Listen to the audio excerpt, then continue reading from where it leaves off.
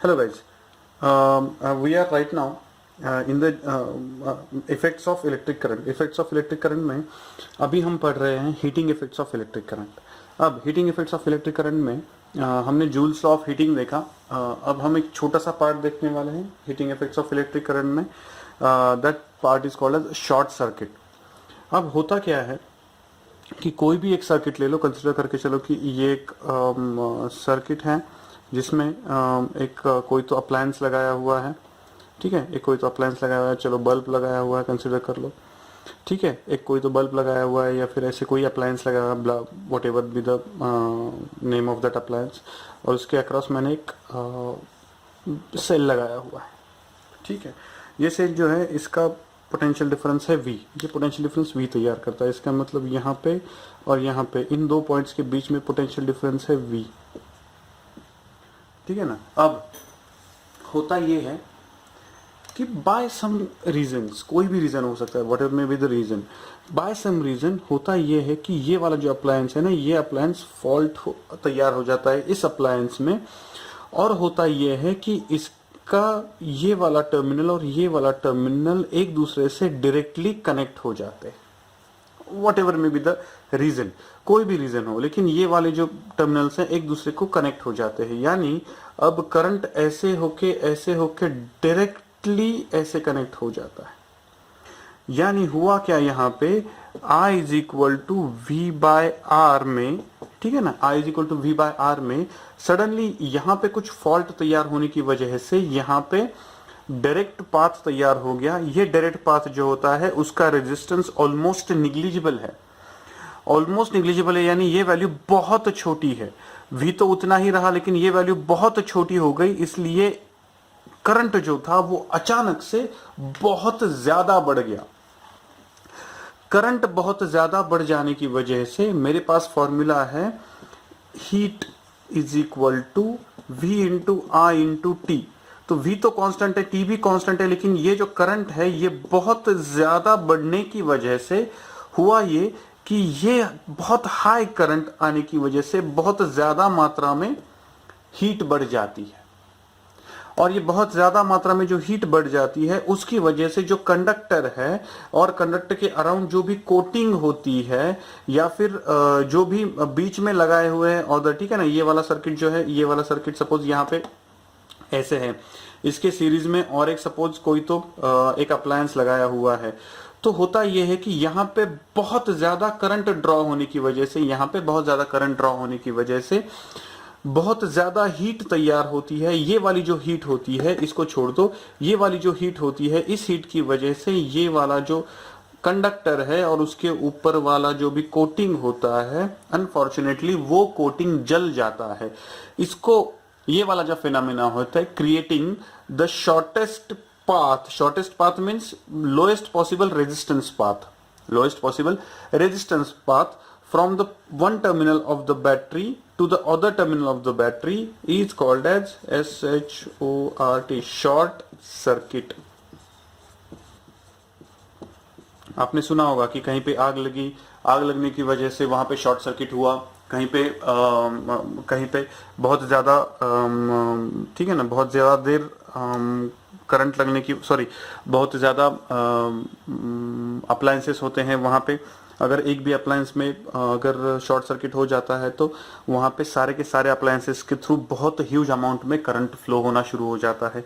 ये जो short circuit है, ये शॉर्ट सर्किट बेसिकली एक्सीडेंट का रीजन होता है। अगर ये शॉर्ट सर्किट ना हो, अगर ऐसे आपको लगता है, तो आपको बहुत ज्यादा सावधानी देनी पड़ती है कि जो ये होते हैं अप्लायंसेस होते हैं उनका ये यूज करना पड़ता है कि ये कैसे अप्लायंसेस खराब ना हो वगैरह, इसकी चिंता करनी पड़ती है।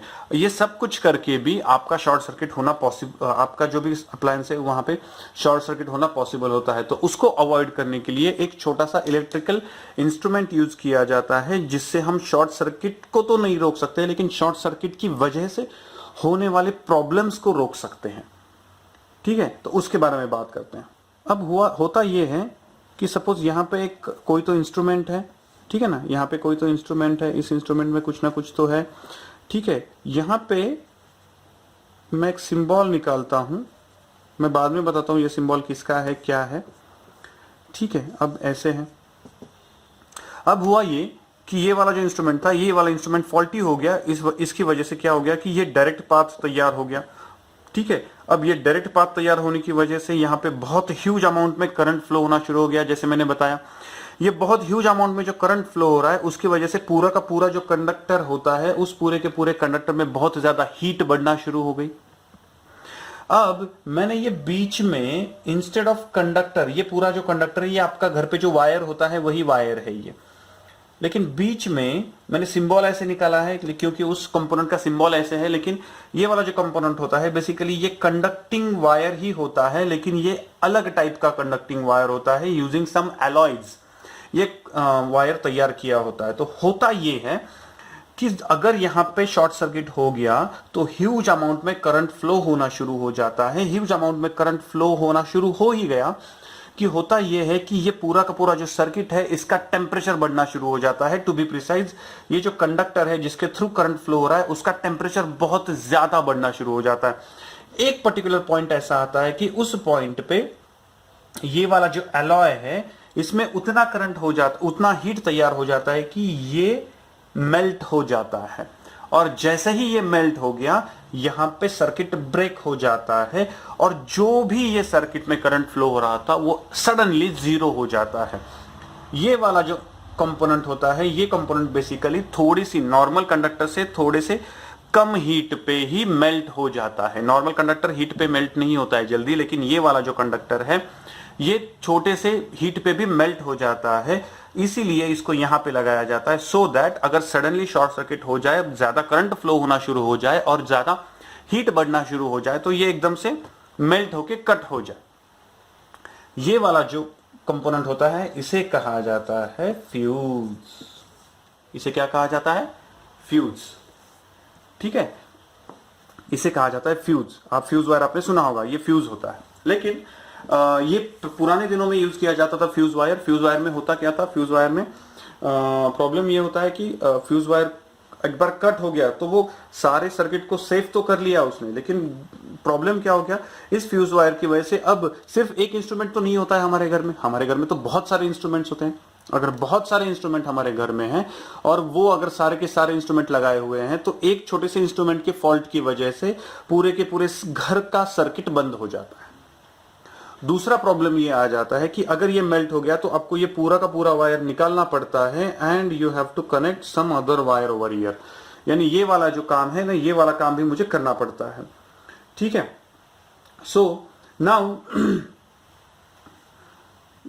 What we can do instead of this, अब नए जो सर्किट्स होते हैं, नए सर्किट्स में वी यूज द MCBs। उसे क्या कहा जाता है? MCBs। MCB means miniature circuit breakers, MCBs, ठीक है ना। आपका अगर बुक ओपन करोगे आप तो बुक में 4.4 जो फिगर है उसके बाजू में एक पिंक कलर के बॉक्स में उसकी डिजाइन दी हुई है। जैसे ही आप उसको देखोगे तो आपको समझ में आ जाएगा कि हाँ यार ये किसके बारे में मैं बात कर रहा हूं। तो ये MCBs, miniature circuit board breaker, sorry, miniature circuit breaker, ठीक है, मिनिएचर सर्किट ब्रेकर कहा जाता है। मिनिएचर सर्किट ब्रेकर होता क्या है? It is called as MCB, miniature circuit board में।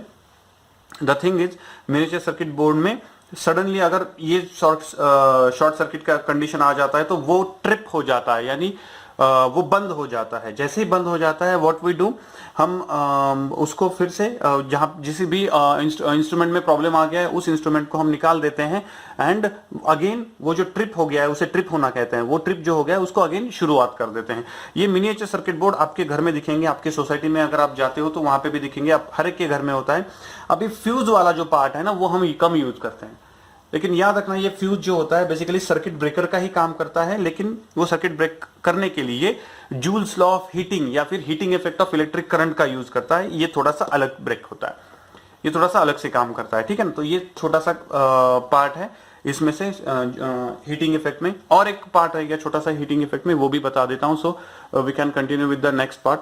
हमारा जो घर होता है, हमारे घर में जो भी कनेक्शंस होते हैं उन कनेक्शंस में आपने बहुत बार देखा होगा कि एक ऐसा कनेक्शन होता है, ठीक है ना। उसमें से इन दोनों को छोड़ दो, we don't need this right now. Basically ये तीन होते हैं।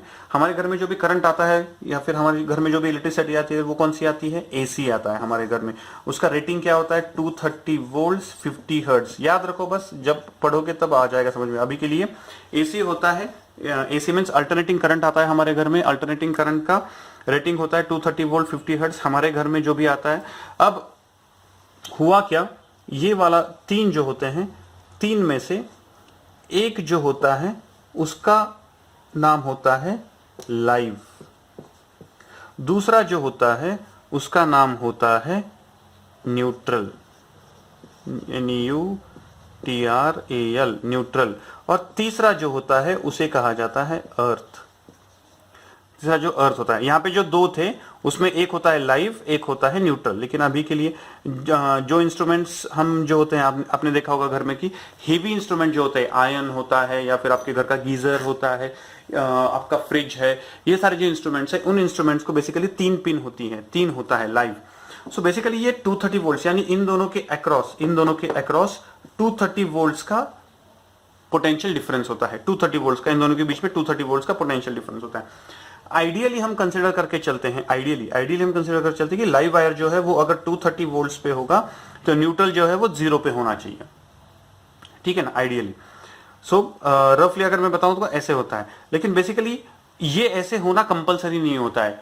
बेसिकली ये जो दो पॉइंट्स होते हैं, इन दो पॉइंट्स में 230 वोल्ट्स का पोटेंशियल डिफरेंस चाहिए। यानी अगर ये 250 हो जाता है तो ये वाला जो है ये 20 होना कंपलसरी है, so that their potential difference is 230 volts, ठीक है। तो यहां तक तो हमें समझ में आ जाता है। लेकिन जो बड़े इंस्ट्रूमेंट्स होते हैं, लार्जर इंस्ट्रूमेंट्स होते हैं, उन इंस्ट्रूमेंट्स में ये जो न्यूट्रल वायर होता है, अगर ये न्यूट्रल वायर आपके इंस्ट्रूमेंट की बॉडी को अगर टच करता है, ठीक है, आपकी बॉडी को अगर टच करता है, आपका जो भी इंस्ट्रूमेंट है उसकी बॉडी को अगर टच कर सकता है, तो द थिंग इज कि जब भी आप उस बॉडी को टच करोगे आपको 20 वोल्ट्स का झटका लगेगा।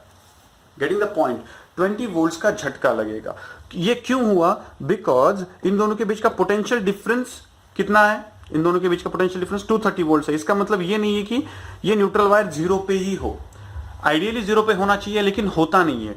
तो इसलिए यहां पे एक अर्थ लगाया जाता है। अर्थ को कहा जाता है बिगेस्ट न्यूट्रलाइजर, वो बिगेस्ट न्यूट्रलाइजर है। तो ये जो अर्थ होता है, ये अर्थ और ये न्यूट्रल एक दूसरे को कनेक्ट करके रखे हुए होते हैं। आप अगर ओपन करके देखोगे तो आपको समझ में आएगा कि ये अर्थ और ये न्यूट्रल कनेक्ट करके, ये अर्थ जो होता है इसे कहा जाता है अर्थिंग वायर से कनेक्टेड होता है। ये जो अर्थ होता है, ये वाला जो स्लॉट होता है, अर्थ वाला स्लॉट, ये अर्थिंग वायर से कनेक्टेड होता है। ये RTHING अर्थिंग वायर के साथ कनेक्टेड होता है। ये अर्थिंग वायर जो होती है, आपने अगर देखा तो आपकी सोसाइटी है, अगर घर होगा तो आपको जल्दी समझ में आ जाएगा, आपके घर पे भी पूछ सकते हो आप। ये जो अर्थिंग वायर होता है, ये आपके घर में से निकाल के, सभी जगह से निकाल के एक high conducting wire, most probably copper का वायर जो होता है, वो कॉपर का वायर लिया जाता है। वो आपके पूरे घर में सभी जगह से, इंपॉर्टेंट जहां जहां पे ये है वहां से घुमा के घर के बाहर लेके जाके एक गड्ढा खोद के उस गड्ढे में पानी, नमक और मिट्टी डाली जाती है, ठीक है। सो वो अलग टाइप की एक मिट्टी होती है, वो डाली जाती है और वो वाला वायर उसमें रखा जाता है, सो दैट जब कभी भी यहाँ पे ये वाला प्रॉब्लम आ जाए, ये 20 वोल्ट्स वाला ये वाला जो पार्ट होता है, ये वाला पार्ट यहाँ पे आ जाता है और ये अर्थिंग के थ्रू यहाँ पे कनेक्ट हो जाता है।